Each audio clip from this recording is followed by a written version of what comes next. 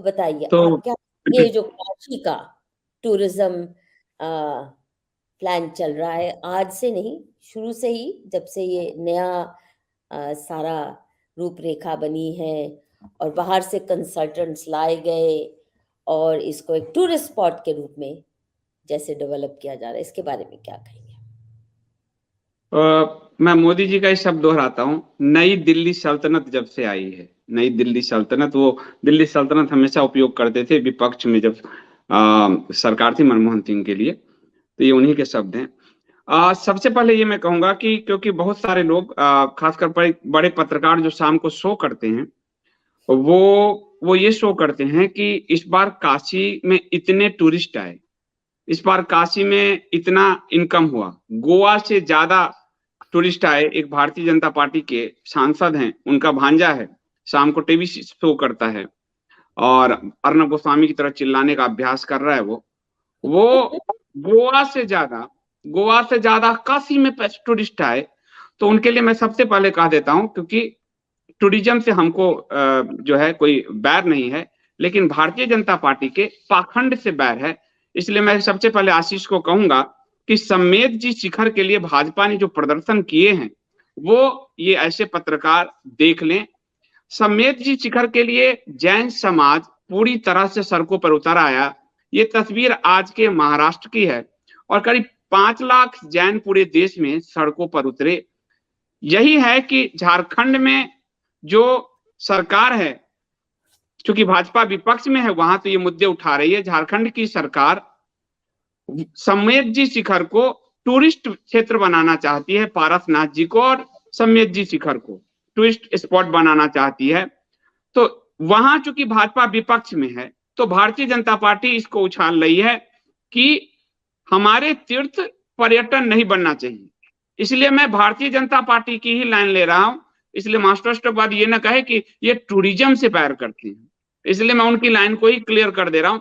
और भारतीय जनता पार्टी या संघ से जुड़े हुए संगठन, मैं कहूंगा बीएचपी का भी प्रेस रिलीज दिखा दें, क्योंकि बीएचपी यानी विश्व हिंदू परिषद, पर इसमें से अब हिंदुत्व तो गायब हो चुका है अशोक सिंघल जी, श्रद्धेय अशोक सिंघल जी के देहावसान के बाद। और विश्व हिंदू परिषद ने समेत जी शिखर के लिए ये देखिए कितने बड़े प्रेस रिलीज जारी किए। ये बड़ा था कि समेत जी शिखर को टूरिस्ट स्पॉट जो बनाया जा रहा है, ये तीर्थों का विकास श्रद्धा व आस्था के अनुरूप हो, न कि पर्यटन केंद्र के रूप में। ये आपको पार्श्वनाथ पर्वत और समेत जी शिखर की पवित्रता के लिए विश्व हिंदू परिषद जो है और उसके जो कार्याध्यक्ष हैं आलोक कुमार, उनका ये बयान है।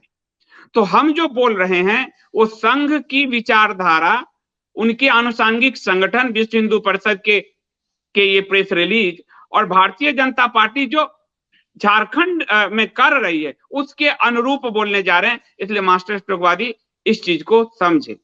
अब हम आते हैं, सबसे पहले आपने उत्तराखंड की बात की। उत्तराखंड के लिए मैं सबसे पहले, क्योंकि लोगों को और आज की पीढ़ी को हर क्षेत्र जो है गोवा और उत्तराखंड में कोई अंतर नहीं समझ में आएगा, इसलिए मैं थोड़ा सा उत्तराखंड के बारे में कह देता हूं। उत्तराखंड को देवभूमि कहा गया। देवभूमि क्यों कहा गया, उसके कुछ कारण हैं।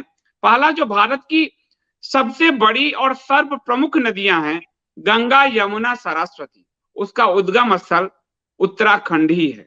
चारों जो हमारे तीर्थ हैं, बद्री विशाल, केदारनाथ जी, जमुनोत्री और गंगोत्री, चारों का उद्गम स्थल हमारा उत्तराखंड ही है।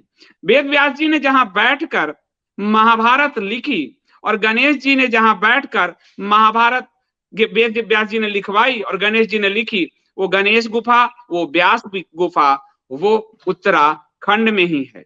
और भगवान नारायण का जो नर और नारायण ने तपस्या की जिस बद्री भूमि पर, बद्री का वन था, वो पेड़ का वन था, और जहां स्वयं भगवान प्रकट हुए भोलेनाथ, और उन्होंने कहा वरदान मांगिए, तो उन्होंने कहा कि आप स्वयंभू लिंग के रूप में यहाँ उपस्थित हों, यही मेरी मनोकामना है।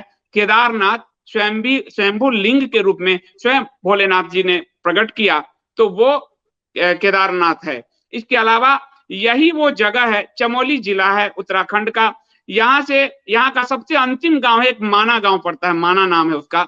वहां से चीन की सीमा सिर्फ 24 किलोमीटर है और करीब 3500 जो आप कहेंगे मीटर की ऊंचाई है समुद्र से। ये माना गांव आखिरी गांव है यहाँ से स्वर्गारोहण शुरू होता है, स्वर्गारोहण पर्वत, और पांडव सशरीर स्वर्गारोहण इसी रास्ते से गए थे। आज भी जो 7 सीढ़ियों में 3 सीढ़ी आज भी दिखाई देती है, उसके बाद बर्फ और बादलों से ढका हुआ है, बाकी सीढ़ियां नहीं दिखती है। तो भौगोलिक स्थिति उसको दर्शाती है, जिसमें अपने जो एक कुत्ता था उसके साथ युधिष्ठिर तो सशरीर पहुंच गया, लेकिन बाकी उनके भाई जो गिरते चले गए, वो एक अलग कथा है। तो उत्तराखंड की भूमि वो पवित्र भूमि है, वो गोवा नहीं है, वो देवभूमि है।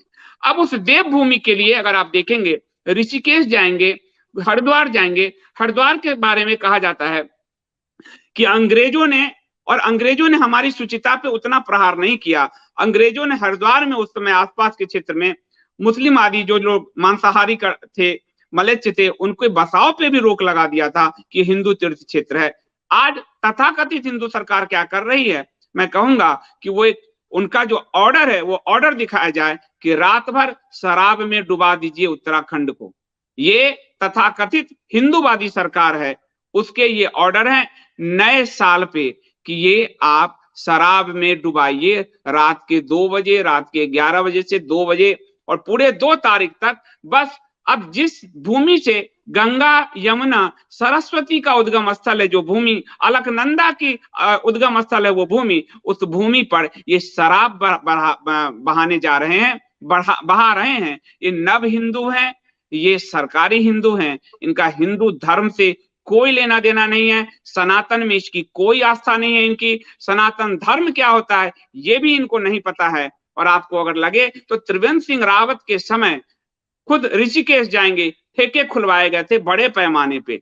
तो उत्तराखंड की भूमि, और न सिर्फ ठेका खुलवाया जा रहा है, शराब की दुकानें खुलवाई जा रही है, बल्कि सबसे ज्यादा जो 11% का करीब रेशियो मिला है इस पिछले 10 साल जो में, वो उत्तराखंड में जनसंख्या का जो घनत्व तो बहुत तेजी से बदल रहा है, और मलेच्छ बसाए जा रहे हैं वहां पर बड़ी संख्या में। और मलेच्छों को आप वहां के डैम पर देखेंगे, मदरसे बन रहे हैं, मस्जिदें बन रही है, और उसको आराम से सरकार बसा रही है, क्योंकि सरकार का सनातन धर्म में कोई आस्था नहीं है। अंग्रेजों ने जितना किया कि हिंदुओं के इस क्षेत्र में कोई ना बसे, वो भी ये मेंटेन करने में न सिर्फ असमर्थ रहे हैं, बल्कि पूरे हमारे देवभूमि को ये दूषित कर रहे हैं।